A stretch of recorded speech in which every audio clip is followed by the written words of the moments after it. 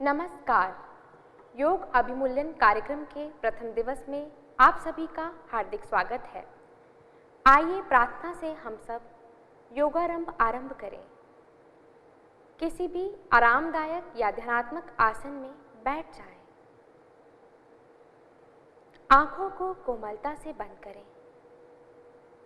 हाथों को नमस्कार मुद्रा में। लंबा गहरा श्वास लें।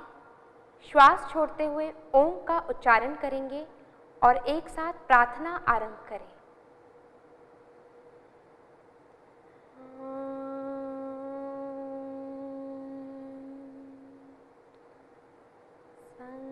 संगच्छध्वं संवदध्वं संवो मनासि जानता देवाभागं यथा पूर्वे संजानाना उपासते संजानाना उपासते।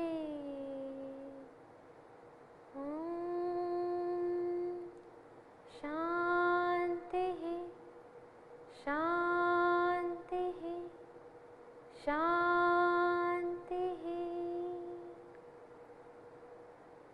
अब दोनों हाथों को धीरे से आंखों के ऊपर रखें। धीरे से हाथ हटाएं और आंखें खोल दें। आप चालन क्रियाओं के अभ्यास के लिए अपने स्थान पर खड़े हो जाएं। चालन क्रियाओं का अभ्यास शरीर को लचीला बनाता है। सबसे पहले गर्दन की क्रियाओं के अभ्यास से शुरू करेंगे। ध्यान दें, गर्दन दर्द वाले व्यक्ति इस अभ्यास को सावधानी से करें। अपने पैरों में 2 इंच का अंतर रखें। तो शुरू करेंगे प्रथम अभ्यास, आगे और पीछे गर्दन को झुकाने का अभ्यास। अपने दोनों हाथों को कमर पर रखें। अब धीरे से श्वास को छोड़ते हुए सिर को आगे झुकाएं। गर्दन के पीछे वाले भाग पर खिंचाव को महसूस करें। श्वास भरते हुए सिर को वापस ले आएं। फिर से श्वास को छोड़ते हुए सिर को पीछे की ओर ले जाएं। गर्दन के आगे वाले भाग पर खिंचाव को महसूस करें। श्वास भरते हुए सिर को वापस ले आएं। पुनः दोहराएंगे। श्वास छोड़ते हुए सिर को धीरे से आगे झुकाएं। श्वास भरते हुए सिर को वापस ले आएं। श्वास छोड़ते हुए सिर को पीछे ले जाएं और श्वास भरते हुए सिर को वापस ले आएं। श्वास छोड़ते हुए आगे, श्वास भरते हुए वापस, श्वास भरते हुए पीछे की ओर और श्वास भरते हुए वापस। अब धीरे से गर्दन को दाईं ओर और बाईं ओर झुकाने के अभ्यास के लिए तैयार हों। श्वास भरें और श्वास छोड़ते हुए सिर को दाईं ओर झुकाएं। दाहिने कान को दाहिने कंधे के समीप लाने का प्रयास करें। श्वास भरते हुए सिर को वापस ले आएं। श्वास छोड़ते हुए सिर को बाईं ओर झुकाएं। बाएं कान को बाएं कंधे के नजदीक लाने का प्रयास करें। श्वास भरते हुए सिर को वापस ले आएं। एक बार पुनः श्वास छोड़ते हुए सिर को दाईं तरफ झुकाएं। श्वास भरते हुए सिर को वापस लाएं। श्वास छोड़ते हुए सिर को बाईं तरफ झुकाएं। श्वास भरते हुए सिर को सामान्य स्थिति में लाएं। एक बार पुनः श्वास छोड़ते हुए दाईं ओर दोहराएं। श्वास भरते हुए धीरे से वापस, श्वास छोड़ते हुए बाईं ओर और श्वास भरते हुए धीरे से वापस सिर को सामान्य स्थिति में ले आए। अब गर्दन को दाएं और बाईं ओर मोड़ने का अभ्यास। श्वास भरें। श्वास छोड़ते हुए सिर को दाईं ओर ले जाएं, जिससे ठुड्डी दाएं कान की सीध में आ जाए। श्वास भरते हुए वापस आएं। अब श्वास छोड़ते हुए सिर को बाईं तरफ ले जाएं और श्वास भरते हुए धीरे से वापस आएं। एक बार पुनः श्वास छोड़ते हुए सिर को दाईं तरफ ले जाएं। श्वास भरते हुए वापस आएं। श्वास छोड़ते हुए सिर को बाईं तरफ ले जाएं और श्वास भरते हुए बीच में वापस लाएं। श्वास छोड़ते हुए सिर को दाईं ओर, श्वास भरते हुए वापस, श्वास छोड़ते हुए सिर को बाईं ओर और श्वास भरते हुए सिर को सामान्य स्थिति में ले आइए। अब गर्दन को घुमाने का अभ्यास करें। श्वास छोड़ते हुए सिर को आगे की ओर झुकाएं। श्वास भरते हुए सिर को घड़ी की सुई की दिशा में घुमाएं, धीरे धीरे। और श्वास छोड़ते हुए सिर को आगे ले आइए। एक बार पुनः इस अभ्यास को दोहराएं। श्वास भरते हुए पीछे की ओर और श्वास छोड़ते हुए आगे, श्वास भरते हुए पीछे और छोड़ते हुए आगे। श्वास भरते हुए घड़ी की विपरीत दिशा में गर्दन को घुमाएं। श्वास भरते हुए धीरे धीरे पीछे की ओर और श्वास छोड़ते हुए आगे। पुनः श्वास भरते हुए पीछे, छोड़ते हुए आगे, भरते हुए पीछे और छोड़ते हुए आगे। अब श्वास लेते हुए सिर को सामान्य स्थिति में लाएं। हाथों को पुनः अपनी जगह ले आइए। आंखों को बंद करें और इस अभ्यास के प्रभाव को शरीर में अनुभव करें। आंखों को खोलें। अगला अभ्यास, स्कंध संचालन की क्रिया। जिन्हें फ्रोजन शोल्डर की समस्या है, वह इस अभ्यास को सावधानी से करें। श्वास भरते हुए दोनों भुजाओं को बगल से ऊपर उठाएं, धीरे धीरे। ध्यान दें, हथेलियां बाहर की दिशा में खुली हों। और श्वास छोड़ते हुए भुजाओं को धीरे से वापस लाएं। एक बार पुनः श्वास भरते हुए ऊपर की ओर और श्वास छोड़ते हुए वापस लाएं। श्वास भरते हुए ऊपर और छोड़ते हुए नीचे। और हाथों को सामान्य स्थिति में ले आएं। आंखों को बंद करें और इस अभ्यास के प्रभाव को शरीर में अनुभव करें। धीरे से आंखें खोलें। स्कंद चक्र के अभ्यास के लिए तैयार हों। अब धीरे से श्वास लेते हुए अपने हाथों को बगल से कंधों की ऊंचाई तक ले आएं। अपनी उंगलियों को कंधे पर रखें।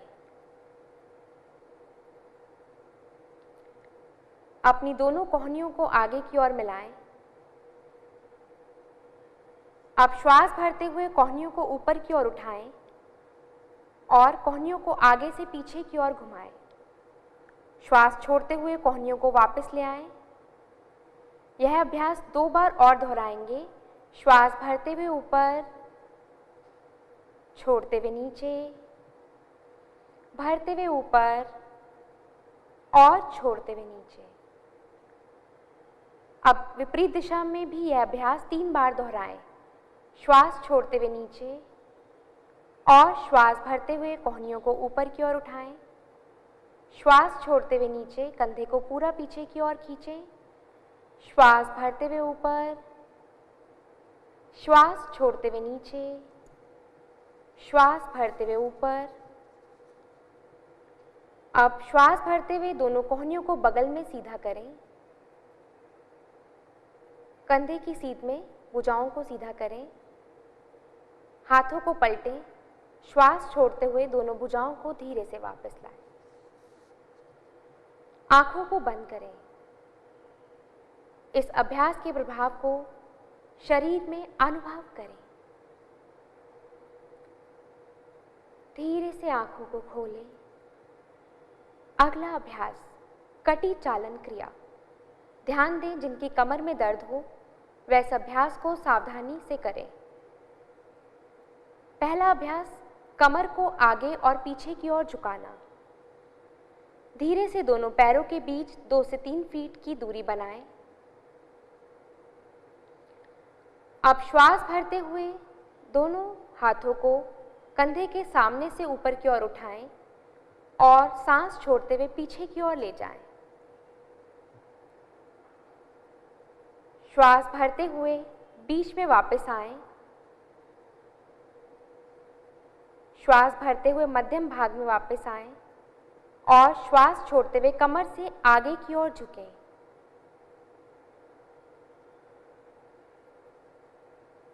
अब दोनों हाथों को पैर के पंजे के बीच में रखने का प्रयास करें। इस प्रकार श्वास भरते हुए वापस आएं।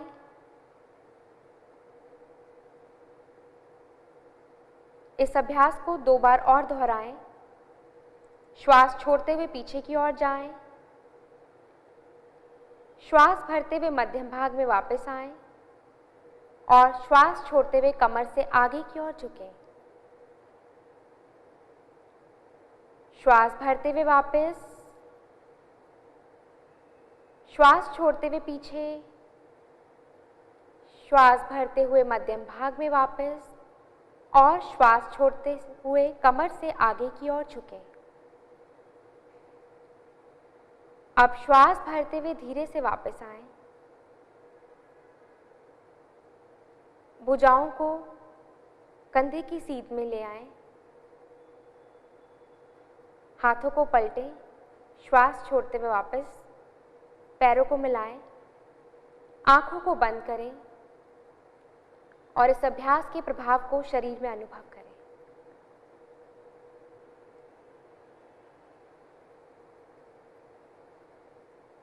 आंखों को खोलें। अगला अभ्यास कटी चालन क्रिया का अभ्यास। अपने पैरों में कंधे के बराबर दूरी बनाएं।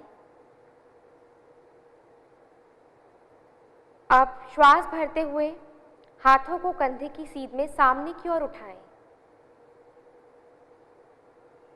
श्वास छोड़ते हुए शरीर को दाईं ओर घुमाएं। दाईं भुजा को सीधा रखें, बाईं कोहनी मुड़ी हुई और हाथ के अंगूठे की तरफ देखें। श्वास भरते हुए धीरे से बीच में वापस आएं। अब श्वास छोड़ते हुए बाईं ओर घुमाएं। श्वास भरते हुए वापस, श्वास छोड़ते हुए जाएं। भरते हुए वापस, छोड़ते हुए जाएं। कमर में खिंचाव का अनुभव करें। श्वास भरें वापस, श्वास छोड़ते हुए जाएं। भरते हुए वापस और छोड़ते हुए जाएं और श्वास भरते हुए वापस। अब श्वास छोड़ते हुए मध्यम भाग में वापस आएं और हाथों को वापस लाएं। पैरों को मिलाएं। आंखों को बंद करें और इस अभ्यास के प्रभाव को शरीर में अनुभव करें। आंखों को धीरे से खोलें। अगला अभ्यास घुटने के चालन क्रिया का अभ्यास। ध्यान दें जिन्हें घुटनों में दर्द हो वे इस आसन का अभ्यास ना करें या सावधानी से करें। एक बार पुनः अपने पैरों में कंधे के स्तर का अंतर करें। अब श्वास भरते हुए अपने हाथों को कंधे के स्तर तक सामने ले आएं और श्वास छोड़ते हुए अपने घुटनों को मोड़ें और बैठने की स्थिति में आएं। अंतिम अवस्था में आपकी जांघें जमीन के समानांतर होनी चाहिए। श्वास भरते हुए वापस आएं। श्वास छोड़ते हुए पुनः इस अभ्यास को दोहराएं। बैठने की स्थिति में आएं। श्वास भरते हुए पुनः पहले की स्थिति में वापस। श्वास छोड़ते हुए एक बार पुनः दोहराएं। श्वास भरते हुए वापस और श्वास छोड़ते हुए हाथों को नीचे ले आएं। आंखों को बंद करें और विश्राम करें।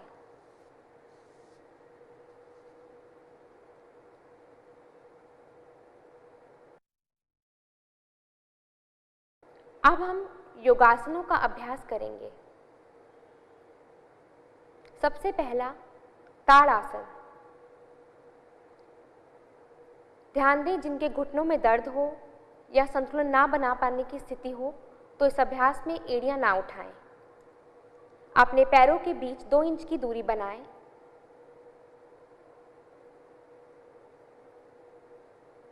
अब श्वास भरते हुए हाथों को सामने से कंधे के स्तर तक ले आइए। श्वास छोड़ें और दोनों हाथों की उंगलियों को आपस में फंसाते हुए हथेलियों को उल्टा करें। श्वास भरते हुए हाथों को ऊपर ले जाइए।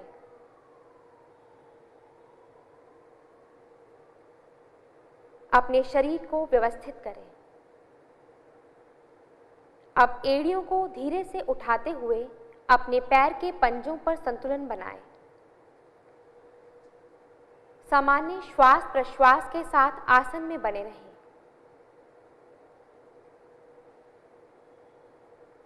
एड़ियों को धीरे से वापस ले आएं और श्वास छोड़ते हुए हाथों को भी सामान्य स्थिति में ले आएं।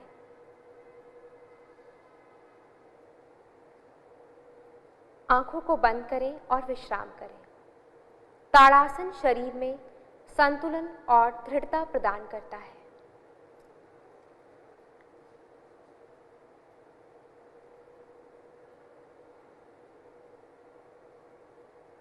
आंखों को खोलें। अब हम इस अभ्यास को पुनः करेंगे। दाईं ओर घूम जाएं। पैरों के बीच 2 इंच की दूरी बनाएं। श्वास भरते हुए हाथों को सामने से कंधों के स्तर तक ले आएं। श्वास छोड़ें और दोनों हाथों की उंगलियों को आपस में फंसाते हुए हथेलियों को उल्टा करें। अब श्वास भरते हुए धीरे से हाथों को ऊपर की ओर ले जाएं। शरीर को व्यवस्थित करें। एड़ियों को उठाते हुए अपने पंजों पर संतुलन बनाएं। सामान्य श्वास प्रश्वास के साथ आसन में बने रहें।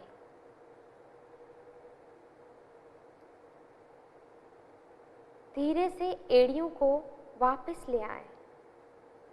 श्वास छोड़ते हुए हाथों को भी सामान्य स्थिति में ले आएं। आंखों को बंद करें और विश्राम करें।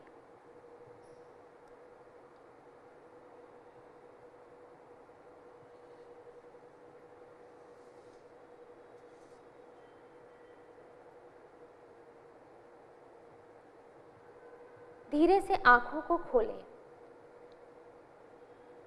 अब हम शवासन का अभ्यास करेंगे। अपने पीठ के बल लेट जाएं। पैरों और हाथों के बीच उचित दूरी बनाएं।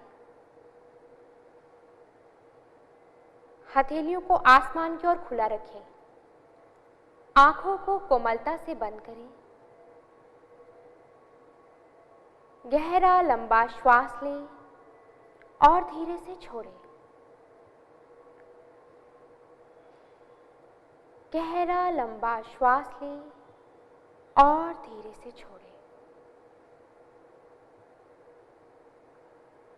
पुनः गहरा लंबा श्वास लें और धीरे से छोड़ें। शरीर के प्रत्येक अंग के प्रति सजगता का भाव रखें और शिथिल हो जाएं। आपके दोनों पैर धीरे धीरे शिथिल हो रहे हैं। उनमें कहीं भी किसी प्रकार का कोई तनाव, कोई खिंचाव नहीं। आपकी दोनों टांगें धीरे धीरे शिथिल हो रही हैं। उनमें कहीं भी किसी प्रकार का कोई तनाव, कोई खिंचाव नहीं।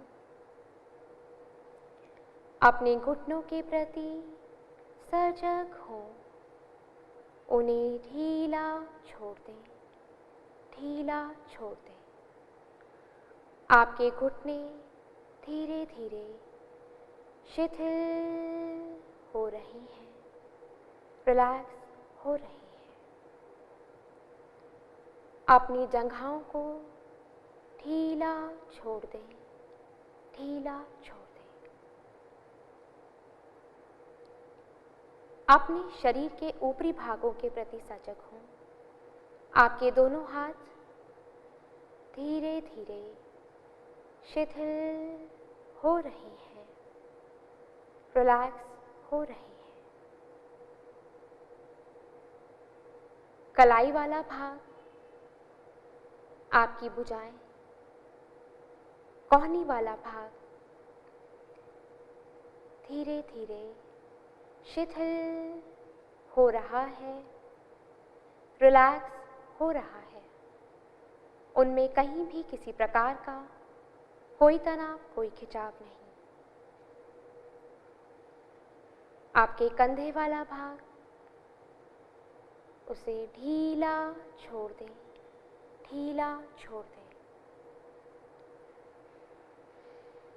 अपनी कमर की मांसपेशियों के प्रति सजग हों।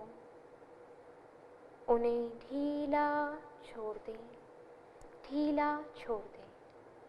आपकी कमर की मांसपेशियां धीरे धीरे शिथिल हो रही हैं, रिलैक्स हो रही हैं।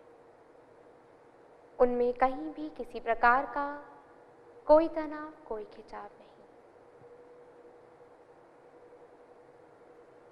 अपनी पेट की मांसपेशियों के प्रति सजग हों।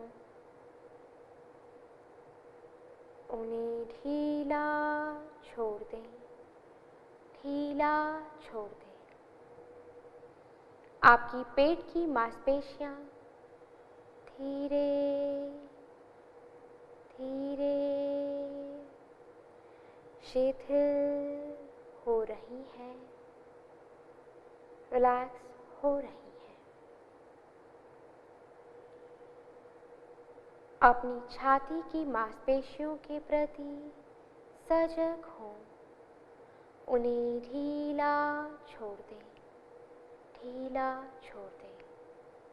आपकी छाती की मांसपेशियां धीरे धीरे शिथिल हो रही हैं, रिलैक्स हो रही हैं। उनमें कहीं भी किसी प्रकार का कोई तनाव, कोई खिंचाव नहीं।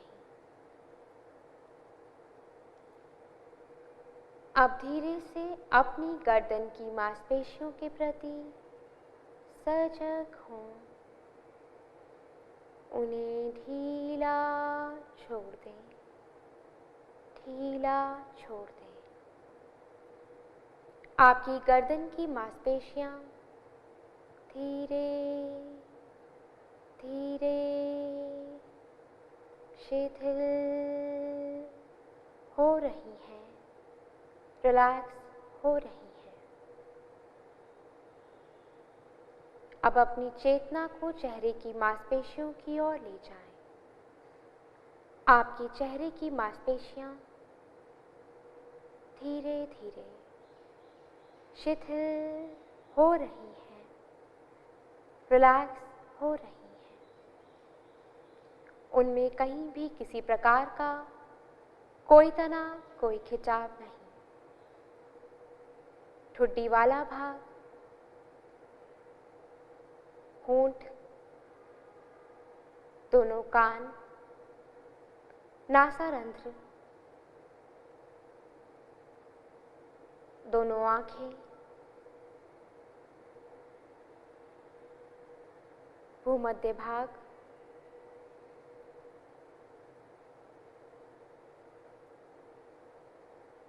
माथा, सर के ऊपर वाला भाग और पीछे वाला भाग, उन्हें ढीला छोड़ दें, ढीला छोड़ दें। शरीर के प्रत्येक अंग में सजगता का भाव रखें और शिथिलता का अनुभव करें, और शिथिलता का अनुभव करें।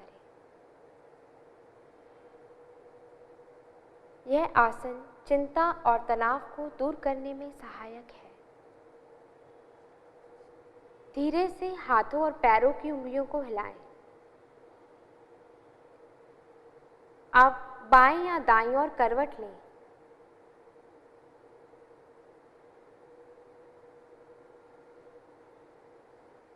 कुछ देर इसी अवस्था में रहें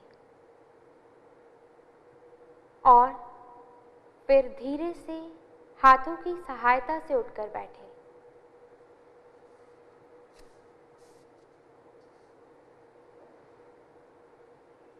कमर गर्दन को सीधा करें और किसी भी ध्यानात्मक अवस्था में बैठ जाएं। दोनों हाथ ज्ञान मुद्रा में। अब सामान्य श्वास प्रश्वास पर ध्यान केंद्रित कीजिए और मन ही मन यह संकल्प धारण करें, हमें अपने मन को हमेशा संतुलित रखना है।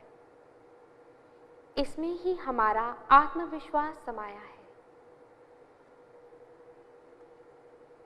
मैं स्वयं के प्रति, अपने कुटुंब के प्रति, कार्य, समाज और विश्व के प्रति शांति, आनंद और स्वास्थ्य के प्रचार के लिए बद्ध हूँ। मैं मानव मूल्यों का पालन करने के लिए प्रतिबद्ध हूँ और देश के विकास के लिए पूर्णतः समर्पित हूँ। और इन कठिन परिस्थितियों में भी हमें एकजुट होकर रहना है।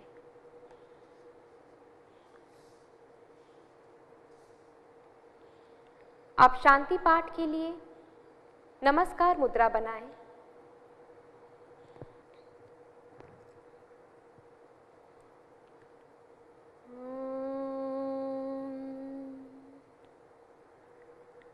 सर्वे भवन्तु सुखिनः, सर्वे सन्तु निरामयाः, सर्वे भद्राणि पश्यन्तु,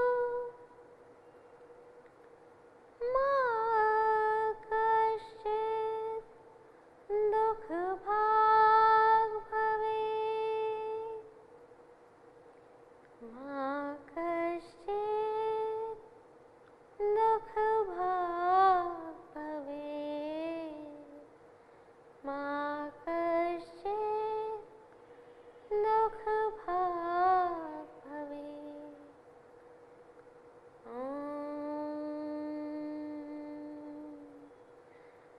शान्तिः शान्तिः शान्तिः।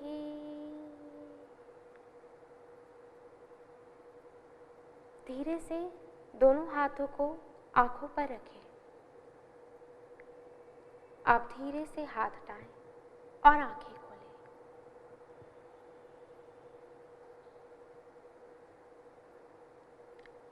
आप सभी का धन्यवाद। आप सभी का दिन मंगलमय हो। नमस्कार।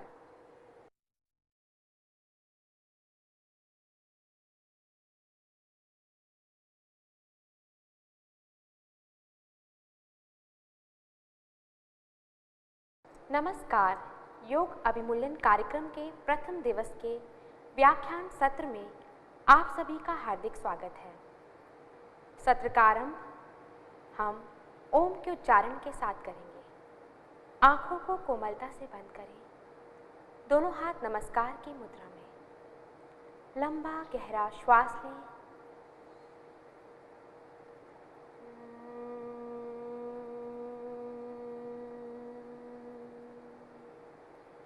शांति है, शांति है, शांति है।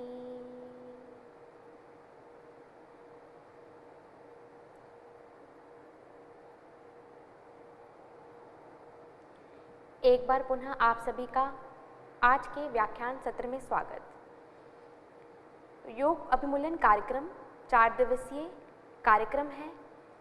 इसमें प्रथम दिवस हम योग परिचय के बारे में चर्चा करेंगे और क्रियात्मक सत्र में प्रार्थना, यौगिक सूक्ष्म व्यायाम और ताड़ासन शीतलीकरण अभ्यास करेंगे, जैसे कि आप सभी ने अभी किया। तो शुरू करेंगे आज का व्याख्यान सत्र। आज के व्याख्यान सत्र का विषय है योग परिचय। जैसा कि आप सभी जानते हैं कि हमारे माननीय प्रधानमंत्री जी ने कहा, योग प्राचीन भारतीय परंपरा का एक अमूल्य उपहार है। यह मन और शरीर की एकता का प्रतीक है। विचार और कर्म, संयम और पूर्णता, मनुष्य और प्रकृति के बीच सामंजस्य और स्वास्थ्य और कल्याण के लिए एक समग्र दृष्टिकोण प्रदान करता है। योग जीवन के सभी क्षेत्रों में सद्भाव भी लाता है और इस प्रकार रोग की रोकथाम, स्वास्थ्य संवर्धन और जीवन शैली से संबंधित कई विकारों के प्रबंधन के लिए भी सहायक है। योग अनिवार्य रूप से आध्यात्मिक है। लोग सोचते हैं कि योग केवल आसन है या केवल प्राणायाम है।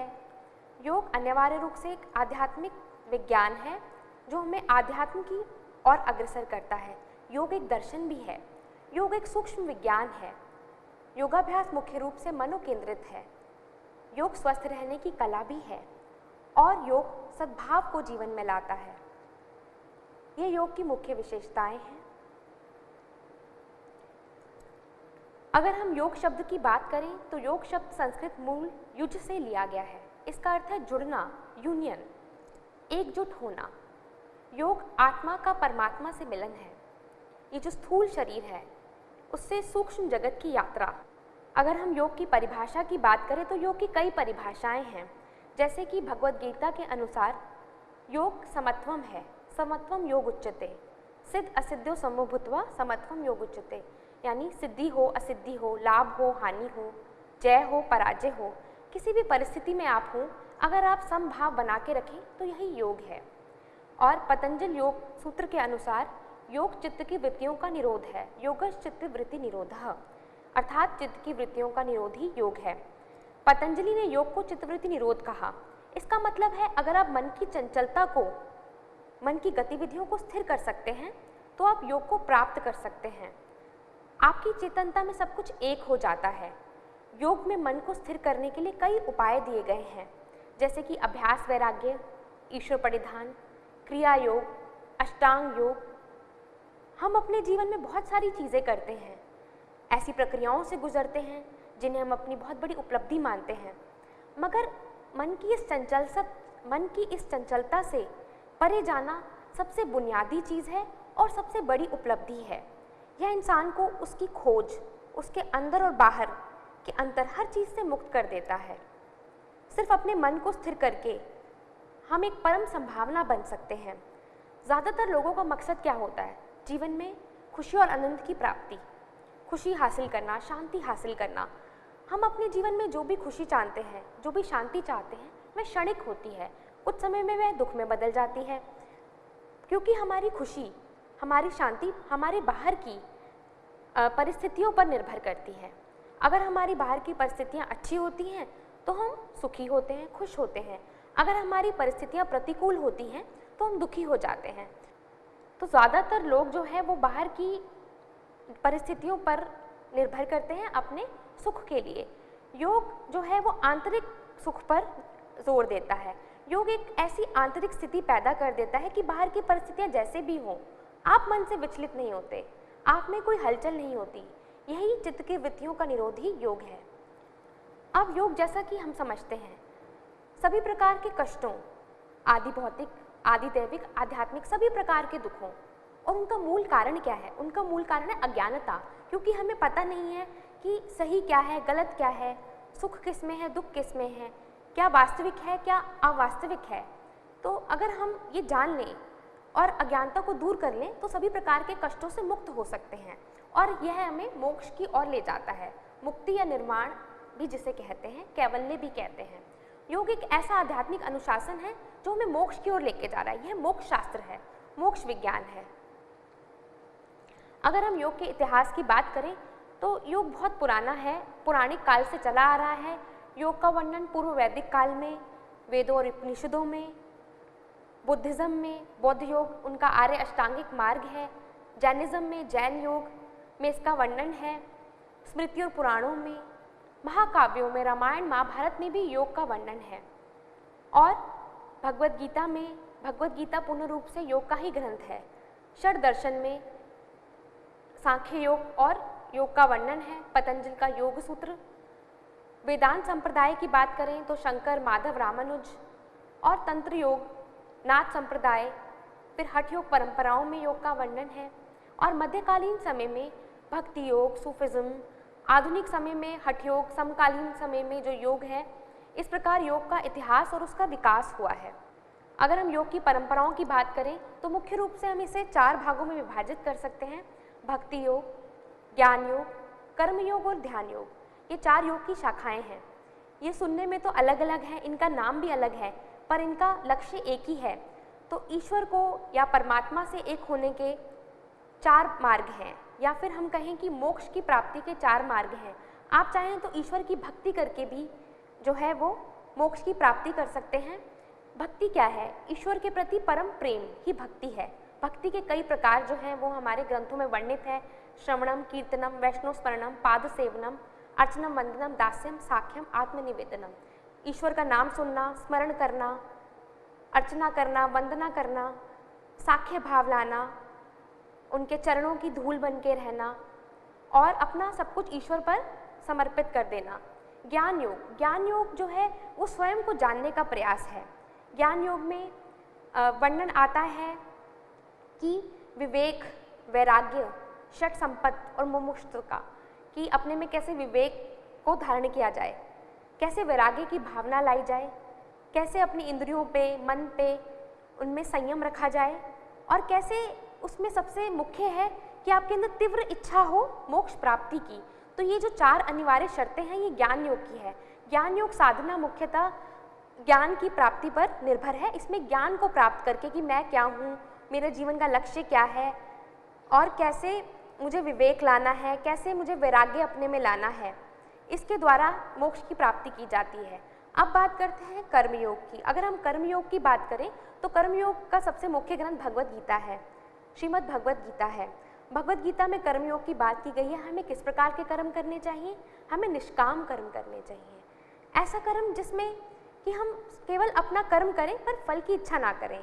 अधिकतर लोग कर्म करते हैं, फल की इच्छा पहले होती है कि ये काम मैं करूँगा तो मुझे ये लाभ होगा, इस काम को करने से मुझे ये लाभ होगा। हमें कर्म ऐसे करना है जैसे कि हम उसे ईश्वर पर ही अर्पित कर रहे हैं। जैसे कि हम ईश्वर पर पुष्प अर्पित करते हैं, वैसे हमें कर्मों को भी ईश्वर पर ही अर्पित कर देना है। इस प्रकार भी हम मोक्ष की प्राप्ति कर सकते हैं अगर हम निष्काम कर्म कर सकें तो। अगला जो मार्ग है वह है ध्यान योग का। ध्यान के द्वारा भी हम ईश्वर की प्राप्ति कर सकते हैं, मोक्ष की प्राप्ति कर सकते हैं। तो योग की मुख्य 4 परंपराएं वेदांत परंपरा के अंतर्गत आती हैं। और सांख्य योग परंपरा की जहां हम बात करें, जिस पर पातंजल योग भी निर्भर करता है। सांख्य योग जो है वह दर्शन भी है। इसमें प्रकृति और पुरुष के बारे में वर्णन है, पुरुष जो है वो चेतनता है, प्रकृति जड़ है। ये पुरुष और प्रकृति के मिलन से ही संसार की रचना हुई है। तो जब तक पुरुष जो है वो प्रकृति के साथ जुड़ा हुआ है तब तक वह इस संसार में उलझा हुआ है। जब पुरुष अपने स्वयं स्वरूप में अवस्थित हो जाता है तो वह मुक्त हो जाता है। इसी पर हमारा पातंजल योग निर्भर है। इसके अलावा योग की तांत्रिक परंपराएं, कुंडलिनी योग जिसमें चक्रों के जागृत होने की अवधारणा है, जिसमें शिव और शक्ति मिलन की बात कही गई है, हठ योग है, हठ योगिक ग्रंथ है जिसमें कि सूर्य नाड़ी और चंद्र नाड़ी के मिलन की बात है। ये कोई हठ या जबरदस्ती योग करना नहीं है। हठ योग का अर्थ है सूर्य नाड़ी चंद्र नाड़ी का मिलन, ह और ठ का। इसके अलावा योग की अवैदिक परंपराएं जिसमें कि जैन योग और बौद्ध योग के बारे में भी वर्णन है जो कि बहुत ही प्रचलित है। जैन योग में सत्कार्यवाद और अनेकांतवाद के जो कॉन्सेप्ट हैं उनका वर्णन है, जबकि बौद्धिज्म में जैसे कि हमारे पतंजल योग में अष्टांग योग की बात कही गई है, बुद्धिज्म में आर्य अष्टांगिक मार्ग की बात कही गई है। हालांकि पूर्व वैदिक काल में योग का अभ्यास किया जा रहा था, लेकिन महान महर्षि पतंजलि ने पातंजल योग सूत्र के माध्यम से जो तत्कालीन मौजूदा योगाभ्यास थे उनके अर्थ और उससे संबंधित ज्ञान को व्यवस्थित किया। पातंजल योग सूत्र ने योग के दर्शन, योग के सिद्धांतों, प्रथाओं को भी निर्धारित किया जिसका अनुसरण आज तक किया जा रहा है। तो पातंजल अष्टांग योग के अनुसार योग के 8 अंग हैं, जैसा कि सभी जानते हैं। यम, नियम, आसन, प्राणायाम, प्रत्याहार, धारणा, ध्यान, समाधि, जिसमें यम में अहिंसा, सत्य, अस्त्य, ब्रह्मचर्य, अपरिग्रह, नियम में शौच, तप, संतोष, स्वाध्याय, ईश्वर प्रणिधान, आसन यानी कि स्थिर सुखम आसनम जिसमें आप स्थिर हैं, सुखी हैं, आसन है, प्रतन, शिथिल्य, अनंत समापत्ति, प्रतन की शिथिलता और अनंत की ओर ध्यान रखकर ही आप आसन कर सकते हैं, जो कि हमारे द्वंद्वों को दूर करता है सभी प्रकार के। प्राणायाम, इसके बाद तस्मिन् सति श्वास प्रश्वास और गतिर्विच्छेदा प्राणायाम, श्वास और प्रश्वास की गति में विच्छेदी प्राणायाम है। प्रत्याहार, अपनी इंद्रियों को अंदर की ओर ले जाना ही प्रत्याहार है। धारणा, अपने चित्त को किसी स्थान पर केंद्रित करना ही धारणा है, किसी स्थान पर लगाना ही धारणा है, और यह हमें ध्यान की ओर ले जाता है और ध्यान हमें अल्टीमेटली समाधि की ओर, जो हमारा परम लक्ष्य है, उसकी ओर लेके जाता है। तो ये स्टेप बाय स्टेप जो हैं 8 अंग बताए गए हैं। अगर आप इनको फॉलो करें, इनका पालन करें तो आप समाधि की अवस्था तक पहुंच सकते हैं। हालांकि योग का मुख्य लक्ष्य जो है वो मोक्ष प्राप्ति है, पर योग जो है उसके कई स्वास्थ्य लाभ भी हैं, स्वास्थ्य के लिए भी बहुत लाभकारी है और इसको आप स्वास्थ्य और कल्याण की प्राप्ति के लिए भी कर सकते हैं। और सभी प्रकार की योग साधनाओं के लिए पहले कुछ पूर्वापेक्षाएं हैं, यानी कि आपको यम नियम का पालन करना चाहिए, युक्ताहार, मिताहार, युक्त कर्म करने चाहिए, तभी आप आसन, प्राणायाम और ध्यान की ओर बढ़ सकते हैं और मोक्ष की प्राप्ति कर सकते हैं। अब योग का अभ्यास कैसे करें? योग में सबसे प्रथम शोधन क्रिया का वर्णन है, स्पेशली हठ योग के ग्रंथ में इनका मुख्यतः जो है उल्लेख मिलता है, जिससे कि शोधन होता है, प्यूरिफिकेशन होता है। फिर आहार पे ध्यान दिया जाता है। आपने शरीर की आंतरिक सफाई की, अब आप जो शरीर में लेंगे वो क्या है? वो स्वच्छ होना चाहिए, वो सात्विक होना चाहिए और वो आपके शरीर को पोषित करे, ऐसा आहार होना चाहिए। फिर आसन यानी शारीरिक संशोधन करना, शरीर को ट्रांसफॉर्म करना। फिर हम आसन करते हैं, फिर हम श्वास संशोधन करते हैं प्राणायाम के द्वारा। उसके अलावा विश्राम भी किया जाता है ताकि आप फिर से अपने आप को रिजुविनेट कर सके। एकाग्रता जो है उसका पालन किया जाता है ताकि हम ध्यान की ओर बढ़ सके, और व्यवहार को संशोधन करना भी बहुत ज़रूरी है। अब योग कार्य कैसे करता है? जो हमारे योग की क्रियाएं हैं, आसन, प्राणायाम, ध्यान, ये हमारी अंतःस्रावी ग्रंथियां जो होती हैं, एंडोक्राइन ग्लैंड जिन्हें कहा जाता है, तंत्रिका तंत्र, नर्वस सिस्टम, न्यूरोमस्कुलर कोऑर्डिनेशन को बैलेंस करता है, उनको संतुलित करता है, मन और शरीर को संयमित करता है, मन को शांत बनाता है, शरीर को शिथिल रिलैक्स करता है और आनंदमयी करता है, जिससे कि हम स्वास्थ्य और सद्भाव को प्राप्त कर सकते हैं। योग तनाव का प्रबंधन करता है, योग द्वारा स्ट्रेस मैनेजमेंट होता है। यह मेटाबॉलिज्म, चयापचय को भी संतुलित करता है।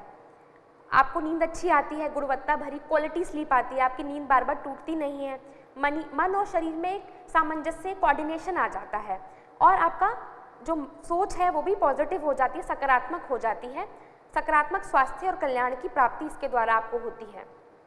तो इस प्रकार आज हमने जाना कि योग क्या है, योग की परिभाषा क्या है, योग का महत्व क्या है, योग का इतिहास और उसका विकास किस प्रकार हुआ, योग की कितनी शाखाएं हैं, योग को किस प्रकार करना चाहिए। तो आज का इतना ही। धन्यवाद।